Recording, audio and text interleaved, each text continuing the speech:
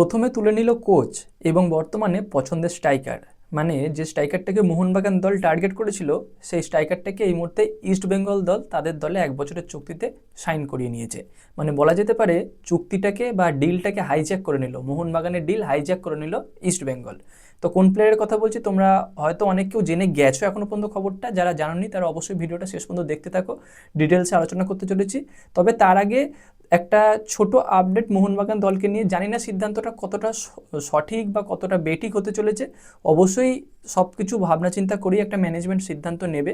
তো সিদ্ধান্তটা হলো মোহনবাগান 3টে প্লেয়ারকে তাদের দল থেকে ছাড়তে চলেছে বলে শোনা যাচ্ছে। তার মধ্যে একজন হলো কিয়ান নাসিরি, একজন হলো অভিষেক সূর্যবংশী এবং আরেকজন হলো দিব্যেন্দু বিশ্বাস। এবার অবশ্যই একটা গেম টাইমের ব্যাপার আছে, 3টে প্লেয়ারই যথেষ্ট ট্যালেন্টেড প্লেয়ার, কিন্তু মোহনবাগান দলে সেইভাবে গেম টাইম কিছু পায় না। তো দিব্যেন্দু বিশ্বাস ছাড়া বাকি দুজনকে ছেড়ে দিলে হয়তো খুব একটা বেশি গায়ে লাগতো না, কিন্তু যেহেতু দিব্যেন্দু বিশ্বাস বাঙালি, মানে ঘরের ছেলে বলা যেতে পারে, তো সেদিক থেকে অনেক মোহনবাগান সমর্থক হয়তো বলতে চাইবে বা তাদের ভাবনা কিছুটা এটাই থাকবে যে দিব্যেন্দু বিশ্বাসকে অ্যাটলিস্ট রেখে দেওয়া হোক। তবে সিদ্ধান্তটা সবটাই আছে মোহনবাগান ম্যানেজমেন্টের ওপর, তারা সিদ্ধান্ত নেয় সেই দিকে আমাদের সকলকে তাকিয়ে থাকতে হবে। তো এই বিষয়ে তোমাদের কি মতামত অবশ্যই কমেন্টে জানিও। তো এই গেল এই বিষয়টা। এবার কথা বলবো সেই প্লেয়ারটাকে নিয়ে, যে প্লেয়ারটা হলো পাঞ্জাব এফসি স্ট্রাইকার ইফিয়ং। তো গতদিনে ইফিয়ংকে নিয়ে কিন্তু আলোচনা করেছি, পরপর দুটো ভিডিওতে আলোচনা করেছি, যেখানে এটাও বলেছিলাম যে ইফিয়ংকে কিন্তু মোহনবাগান দল টার্গেট করেছে। তার দুটো কারণ, একটা হলো সত্যি কথা বলতে স্ট্রাইকারটার মধ্যে সেই পোটেন্সিয়ালিটি আছে, এবং দ্বিতীয় কথা হলো পাঞ্জাব এফসির কোচ কিন্তু এই মুহূর্তে মোহনবাগান দলের বর্তমান কোচ প্যানাগিওতিস দিলেম্পেরিস, এবং দিলেম্পেরিসের খুব পছন্দের একটা প্লেয়ার, খুব পছন্দের ছাত্র বলা যেতে পারে ইফিয়ং। তো ইপিয়ং যদি মোহনবাগান দলে আসতো, মোহনবাগান দলে অবশ্যই স্ট্রাইকার পজিশনের মানে কিছুটা যে দুর্বলতা ছিল সেটা কাটতো।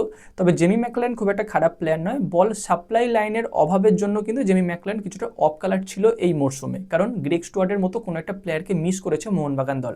তবে এই বছর যেহেতু মোহনবাগান দলে চলে এসেছে মিগুয়েল ফিগুয়েরা, সেই ক্ষেত্রে হয়তো গ্রেগ স্টুয়ার্টের মানে অভাবটা অনেকটাই পূরণ হয়ে যাবে, সেটা আলাদা কথা। এই ভিডিওতে এটা আলোচনার টপিক নয়, আসল টপিক হলো ইপিয়ং ইস্টবেঙ্গল দলে কিন্তু সাইন করে নিয়েছে 1 বছরের চুক্তিতে, যেটা মার্কাস মার্গোলাও সবার প্রথমে জানায়, এবং তারপর বিভিন্ন ট্রাস্টেবল বিভিন্ন লিডিং ইউটিউব চ্যানেল তাদের কমিউনিটি পোস্টের মাধ্যমে জানায়। তবে আসল কথা হলো ডিলটা অ্যাকচুয়ালি মোহনবাগানের দিকে হতে যাচ্ছিল, মোহনবাগান টার্গেট করে রেখেছিল, কথাবার্তাও চলছিল, তবে শেষ পর্যন্ত ইস্টবেঙ্গল দল নিয়ে নিয়েছে।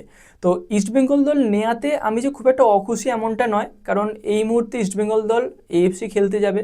তো এএফসিতে তাদের ভালো টিম অবশ্যই নামাতে হবে, অ্যাটলিস্ট তারা আমাদের দেশকে, আমাদের ভারতকে রিপ্রেজেন্ট করবে। তো একটা ভালো ফলাফল নিয়ে আসতে পারাটা আমাদের দেশের একটা গর্ব বলা যেতে পারে। তো ইপিয়ংয়ের মতো স্ট্রাইকার পাওয়াতে কিছুটা হলেও ইস্টবেঙ্গল দলের ফরওয়ার্ড লাইনের একটা খরা, ফরওয়ার্ড লাইনের মানে যেখানে চলে গেল ইউসুফ এজিজারি, যেখানে অ্যান্টন সোবার্গের মতো প্লেয়াররা চলে গেছে, তো সেই জায়গাটা কিছুটা হলেও মেকআপ দিতে পারবে বলা যেতে পারে। তো এবার দেখা যাক কেমন পারফরমেন্স করে ইপিয়ং ইস্টবেঙ্গল দলে গিয়ে। আপাতত এইটুকু আপডেট তোমাদের সঙ্গে শেয়ার করার ছিল, করে দিলাম। এর পরবর্তীতে আরও আপডেট আসতে চলেছে, সেই সমস্ত আপডেটগুলো পেতে চাইলে আমাদের চ্যানেলটাকে সাবস্ক্রাইব করে দিও, তার পাশে বেল আইকনটাকে অন করে দিও। তো গাইস, এই ভিডিওতে এই পর্যন্তই, দেখা হচ্ছে পরবর্তী ভিডিওতে। Bye bye.